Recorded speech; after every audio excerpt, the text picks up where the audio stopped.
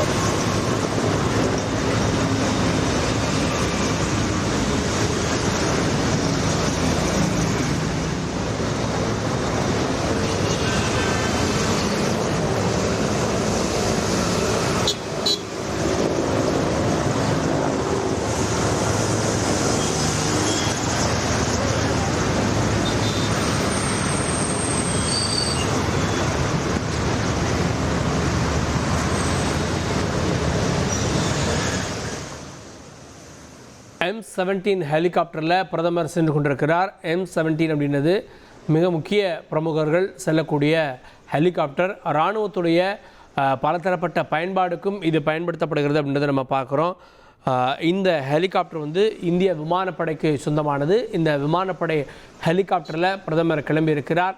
பிரதமர் அங்கே மதுராந்தகத்தில் சில நிமிடங்களில் இறங்கக்கூடும். உடனடியாக பிரதமர் அங்கிருந்து அந்த பொதுக்கூட்டம் நடக்கூடிய இடத்துல தான் பிரதமருடைய ஹெலிகாப்டர் இறங்க இருக்கிறது. உடனே விழா மேடைக்கு செல்லுவார். பிரதமருடைய சாலை பயணம் அப்படின்றது தவிர்க்கப்பட்டிருக்கு. பொதுவாக பிரதமர் வந்தார் அப்படின்னா சாலை வழியாக அவர் வருவார். அப்படி வர்றப்போ அவருக்கான வரவேற்பு இதெல்லாம் இருக்கும். அதெல்லாம் வரவேற்று செல்வார். அடுத்தடுத்த திட்டமிடுதல் காரணமாக அங்கே திருவனந்தபுரத்துக்கு போயிட்டு அப்புறம் சென்னை, அதன் பிறகு மீண்டும் டெல்லி அப்படின்னு இன்றைய நாளிலே இவ்வளவு திட்டமிடுதல் இருப்பதால் அடுத்த பயணத்திற்கு தயாராகி இருக்கிறார் பிரதமர் அப்படின்றத நம்ம பார்க்குறோம். மதுராந்தகத்தை நோக்கி பிரதமருடைய ஹெலிகாப்டர் கிளம்பி இருக்கிறது.